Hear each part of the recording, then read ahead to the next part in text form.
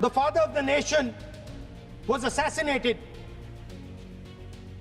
his vision of an equal India, of an India where institutions belong to the people, had to be destroyed. And so the process started, and the RSS attempted to capture one institution after the other.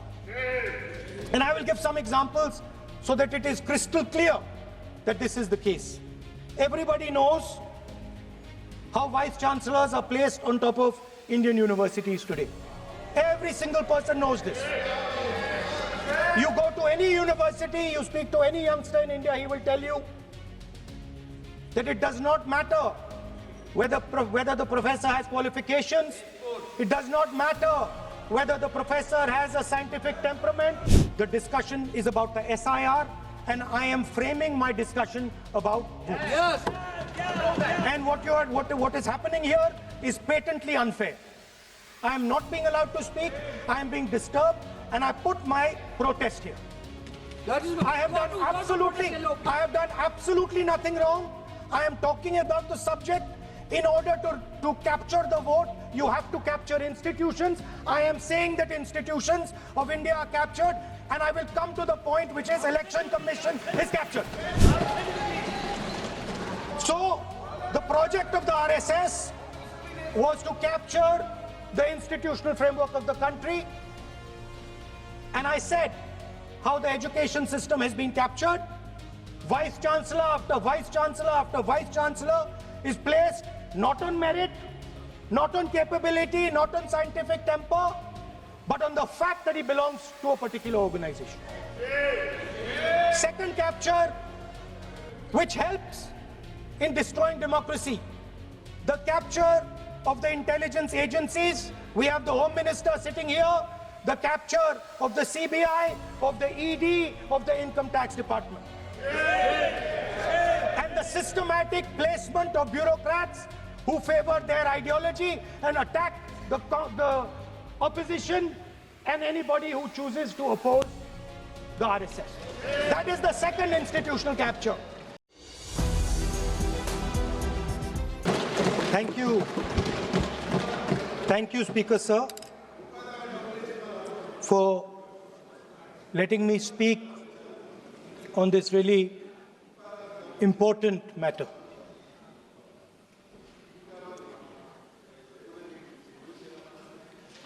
Speaker, sir, have you ever wondered why Mahatma Gandhi laid such emphasis on khadi? Why was it that he framed the entire Indian freedom struggle around the concept of khadi? And why is it that he only wore khadi? Because khadi is not just a cloth. Khadi is the expression of the people of India. It is the imagination, it is the sentiment, it is the productive force of the people of Aaj pehnao khadi. It is the expression of the people of India. Speaker, sir, whichever state you go to, you will find different fabrics. There's the Himachali cap, Assamese gamcha, Banarsi sari, Kanchipuram sari, Naga jacket, and you will find that all these fabrics represent the people. When the people of Assam give you the gamcha,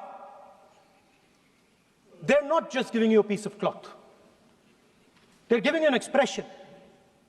They're giving you a piece of their history, their tradition, their future, their imagination.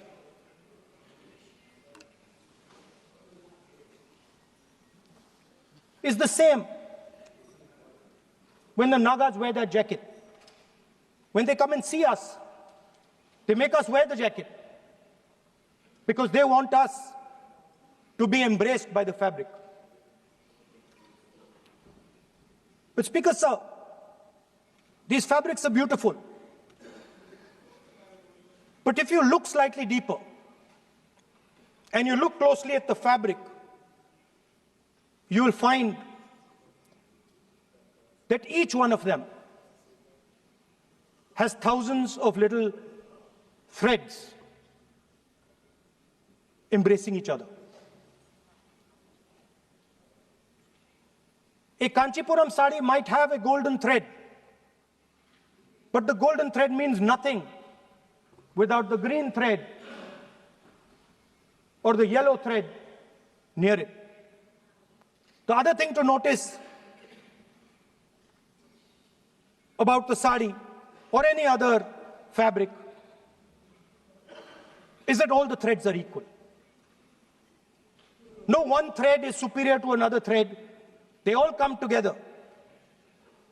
The threads cannot protect you. The threads cannot keep you warm. But when they come together as a fabric, they can keep you warm, they can protect you, they can express what you have in the heart. Speaker Sir, in the same way, our nation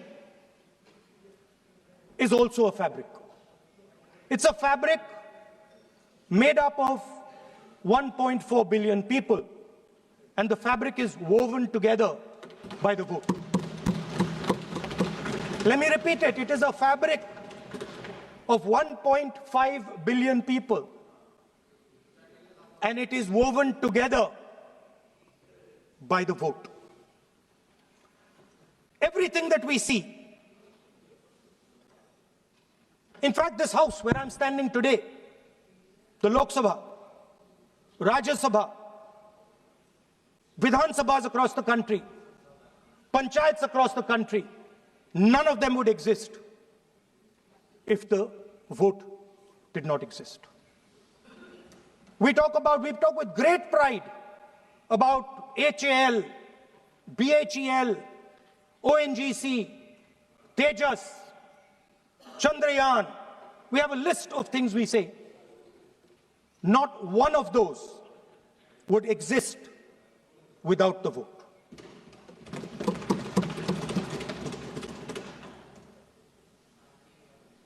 Speaker Sir, it is the idea that every thread, every person in the Union of India is equal that disturbs my friends in the RSS. They are happy to see the fabric, but they cannot stand the idea that every single person in the fabric of our country, regardless of what religion they come from, regardless of what community they come from, regardless of what language they speak, should be equal.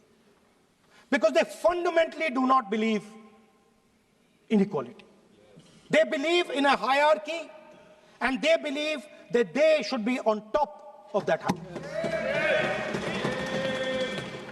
Speaker Sir, on the 30th of January, 1948, 3 bullets pierced the chest of Mahatma Gandhi.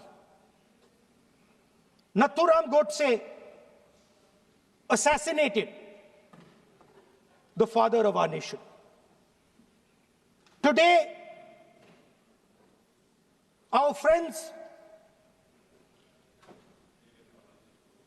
do not embrace him. Today, our friends have pushed him away. He's an uncomfortable truth. But that's not where the project ended. You see, as I said, everything has emerged from the vote. All the institutions have emerged from the vote.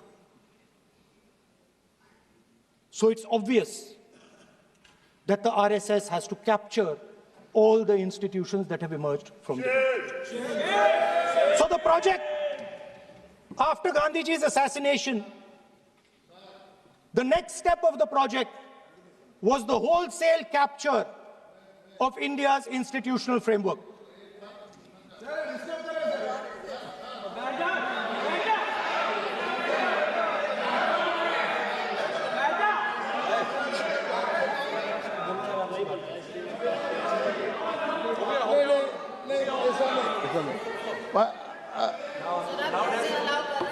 So what is this, sir? Sir अभी नहीं पहना हुआ आज I'm doing. मैं बुलाता हूँ please बैठिए So, please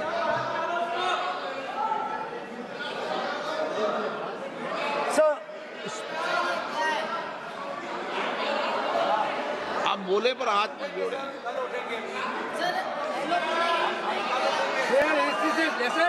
sir, these are uncomfortable truths, but they have to be spoken.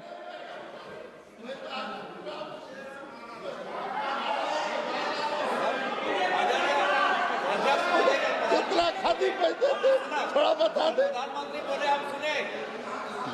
So these are uncomfortable truths, but they have to be spoken. My friends don't like the connections I'm making. They're disturbed by them. It's obvious. Speaker, sir, so after the father of the nation was assassinated, his vision of an equal India, of an India where institutions belong to the people, had to be destroyed. And so the process started, and the RSS attempted to capture one institution after the other. And I will give some examples so that it is crystal clear that this is the case. Everybody knows how vice chancellors are placed on top of Indian universities today. Every single person knows this. You go to any university, you speak to any youngster in India, he will tell you that it does not matter whether the professor has qualifications, it does not matter whether the professor has a scientific temperament. The only thing that matters is the professor belongs. माननीय सदस्य एक minute माननीय सदस्य चुनाव सुधारों पर चर्चा हो रही है सर ये मैं उसी पे कर रहा हूँ आप किसी भी संगठन का नाम जो इस हाउस में उसका नाम ले एलओपी है तो इसका मतलब ये नहीं है एलओपी का मतलब नहीं आप जनरल बात बोलो आप राष्ट्रपति भाषण में बोलिए जनरल बात सर हम लोग सुनना चाहते हैं सर स्पीकर सर हम लोग सुनेंगे शांति से हम लोग शांति से सुनना चाहते हैं और ये आप लोग सुनिए ना क्या कहना चाहते हैं धमकी देंगे आप हम लोग सुनने के लिए बैठा है अभी तक नेता प्रतिपक्ष एक शब्द चुनाव सुधार पे अभी तक आया ही नहीं है संसदीय कार्य मंत्री बोल रहे हैं मैं स्पीकर का परमिशन से ही बोल रहा हूँ हम सुनने के लिए बैठे हैं अरे हम सुनने के लिए बैठे हैं नेता प्रतिपक्ष चुनाव सुधार के लिए जो सुझाव देंगे सुनने के लिए तो हम बैठे हैं लेकिन चुनाव सुधार को नहीं बोलते हुए कहा जो इस सदन से कोई वास्ता नहीं जो संगठन उसका कहानी किसी और का बोलना ये कोई उचित नहीं है समय बहुमूल्य है समय का मर्यादा भी है सबका सब यहाँ सुनने के लिए बैठे हैं और ये समय बहुत कीमती है इसलिए हर एक पल अच्छा शब्दों का कोई अच्छा ज्ञान दे सुझाव दे सुनने के लिए हम लोग बैठे हैं मेरा एक सीमित अनुरोध है नेता प्रतिपक्ष से आप विषय पर ही रहिए हम लोग सब बैठे हैं गृह मंत्री जी भी सुनने के लिए बैठे हैं लेकिन आप विषय पर नहीं बोलेंगे तो जो विषय तय किया गया है उसका क्या मतलब है अगर चुनाव सुधार पर ही नहीं बोलेंगे तो फिर इतना समय सबका क्यों बर्बाद करना चाहते हैं नेता प्रतिपक्ष Should I leave? Then you speak. Should I leave? You speak then. You speak. What is it? You are parliamentary affairs minister. You are a parliamentary affairs minister. You are disturbing the lobby. How can it be? You are a parliamentary affairs minister. You are disturbing the Subject to नहीं आपके lobby. आपका LOP जब तक ये विषय कर रहे हैं। The discussion, one second. The discussion is about the vote and electoral. The discussion is about the vote. एक मिनट सर मुझे बोलने नहीं दो। एक मिनट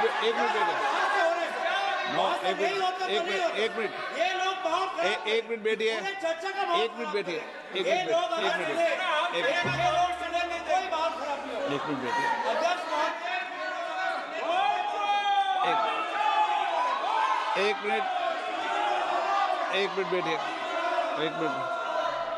माननीय सदस्य मैं बैठे बैठे अनऑफिशियली बोल रहे हैं, उस विषय बोल रहे हैं, सदन की गरिमा को बनाए रखें, आसन को चुनौती देने का प्रयास मत करिए, ये ठीक नहीं है।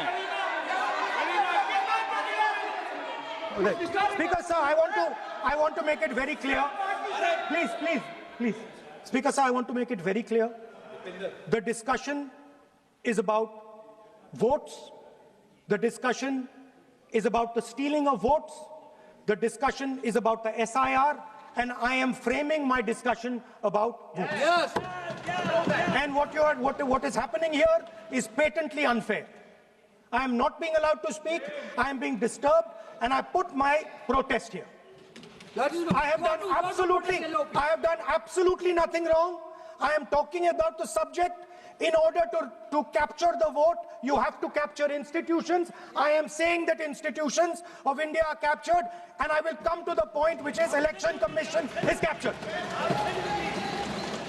So, the project of the RSS was to capture the institutional framework of the country, and I said how the education system has been captured. Vice Chancellor after Vice Chancellor after Vice Chancellor is placed not on merit, not on capability, not on scientific temper, but on the fact that he belongs to a particular organization.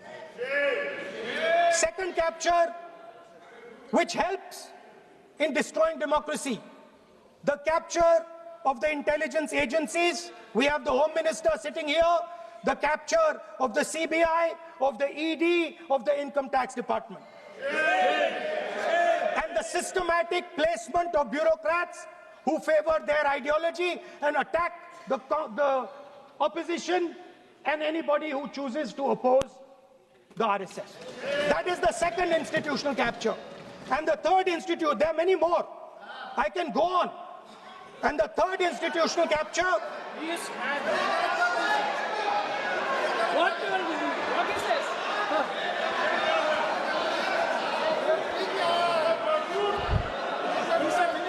मानिए please मानिए।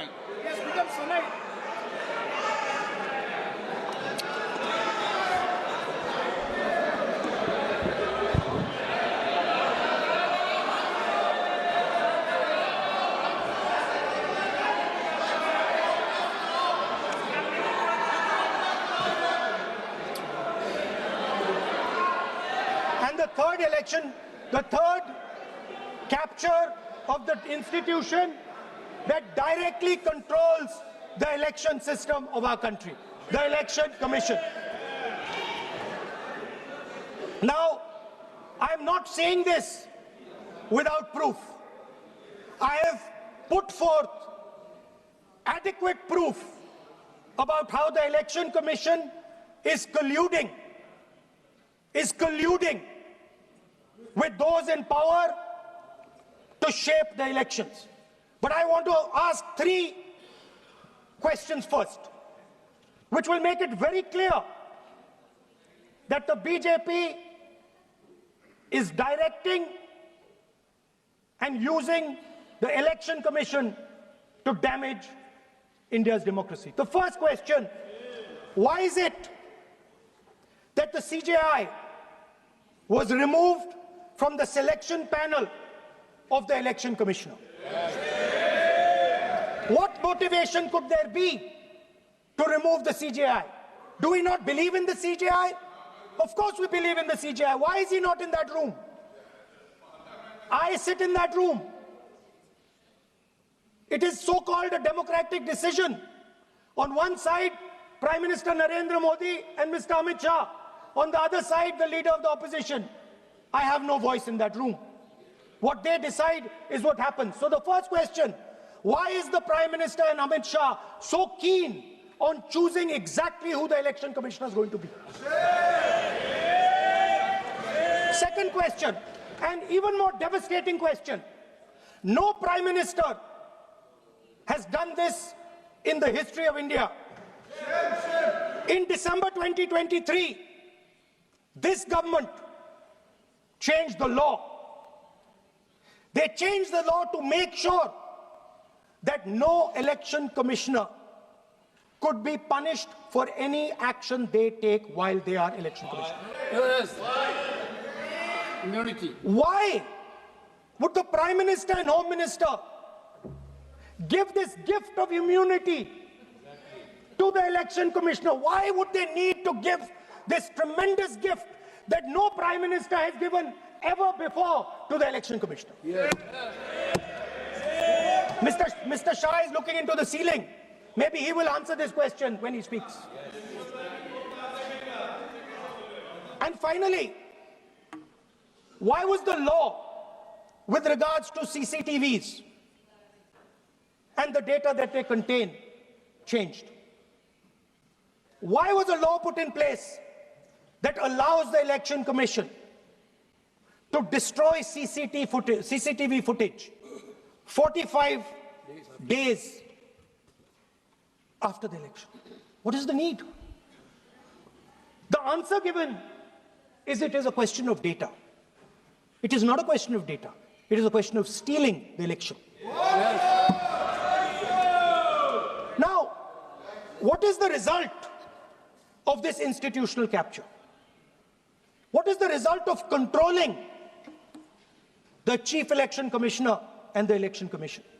First of all, we have a set of election campaigns that are tailored for the Prime Minister. 3-month, 4-month, 5-month long campaigns are taking place so that the Prime Minister's schedule can be fitted in to the program.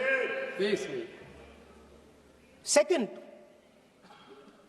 we have a Brazilian woman who appears 22 times on the voter list of Haryana. Please. No. 22 times this lady appears. एक minute please एक minute आप नेता प्रतिपक्ष है, मैं इस तरीके से सदन की कार्रवाई नहीं चलने दूंगा। ये सदन है, सदन की गरिमा को बनाए रखें। आप सदन की गरिमा से बोलेंगे तो ठीक नहीं, जैसे सदन नहीं चलेगा। नो, गलत तरीका है आपका, नहीं होगा। आप ले रहिए, आप ले रहिए। नहीं, माननीय प्रतिपक्ष के नेता, आप पहले अपने सदस्यों को समझाइए। नहीं चलेगा, नहीं, ठीक नहीं है। नो, नहीं, बिल्कुल नहीं चलेगा। अगर आप सर माननीय प्रतिपक्ष के नेता, आप अपने सदस्यों को गरिमा समझाइए। सर, बट ये तरीका आप इतने सालों तक यहाँ पर हैं, ये तरीका उचित है क्या? सर, विरोध का तरीका होता है, लेकिन ये उचित तरीका नहीं है। तरीका इधर भी हो। नो, उधर का तरीका क्या है सर? नो, सबका तरीका उधर से होगा, उधर से भी बोलेंगे, इधर से बोलेंगे, सब जगह से बोलेंगे। Speaker sir, I don't agree with the showing of photographs here, but it is a reflection of our democratic structure. This is what is happening in our democracy, that you're not allowing us to show. This Brazilian woman has appeared 22 times on the voter list in Haryana. And not only that, there is one woman whose name has appeared 200 times, more than 200 times in one booth in Haryana.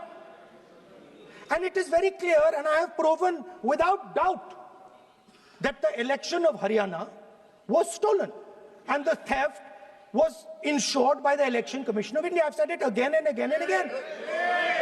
Now, nowhere has the Election Commission answered my questions. The Election Commission has not told me why this lady's picture has appeared on the polling list. They have not told me why lakhs and lakhs of duplicate voters are existing. They have not told me why a BJP leader is coming from Uttar Pradesh to vote in Haryana. These are straightforward questions. And there is clear proof which I have put in front of the country. Right? But the Election Commission has no answer to these questions. And that is the result of the complete capture of the Election Commission by the people across the aisle. By the way, you're talking about SIR in Bihar. Let me say something about SIR in Bihar. Why is it that after the SIR in Bihar, 1.2 lakh duplicate photos are existing in Bihar, in the voting list? If you've cleaned up the voting list, why are there 1.2 lakh duplicates in Bihar? And we've not just proven this about Haryana. We have proven this in Karnataka, we have proven this in Maharashtra, and I'm absolutely certain this is how you're winning elections in Madhya Pradesh, in Uttar Pradesh, in Bihar, across the country. Now, so what I'm putting on the table is, it is very clear that you've captured the institution. I've shown the mechanism of that capture. I'm also showing you how the Election Commission is doing things that are completely out of line. I'm not getting any answers. Right? So now, let us come to how, when we're talking about electoral reform. Electoral reform is very simple. The point is, nobody wants to do it. The government doesn't want to do it. What does electoral reform require? What we've been saying. Number one, give machine-readable voter lists to all political parties 1 month before the election. That's the first step. The second step is take back the law that allows the destruction of CCTVs, CCTV footage. Very simple, not difficult. While you're doing that, also tell us what is the architecture of the EVM. Give us access to the EVM. Let our experts go and see what is inside the EVM. Till today, we have not had access to the EVM. We are not shown the architecture of the EVM. We're not physically allowed to go and see an EVM. Give us the architecture. Give us access to the EVM. And finally, please change the law that allows the election commissioner to get away with whatever he wants to do. That's all the electoral reforms you need. And I want to assure the election commissioner that they might be under the impression that this law lets them get away with it. Let me remind them, don't worry, we are going to change the law, and we are going to change it retroactively, and we are going to come and find you. Right? So this is the situation that the country is faced with. You know, everybody says to us, India is the biggest democracy. Actually, I was thinking today, we're not just the biggest democracy, we're the greatest democracy. And I'm not saying it just like that. I'm saying it, America calls itself the oldest democracy. But the democracy that weaves together the largest number of people, the largest diversity of people, the largest number of languages, the largest number of states is this. And so our most powerful asset, the thing that stitches together the entire concept of modern India, stitches together the fabric of modern India, brings people together, allows them to build this great nation, is being attacked by these people. They're destroying it. You know they're destroying it. I know they're destroying it, and they know they're destroying it. And I'd like to conclude by saying that the biggest anti-national act you can do is vote choring. There is no bigger anti-national act that you can do than vote chori. Because when you destroy the vote, you destroy the fabric of this country. You destroy modern India, you destroy the idea of India.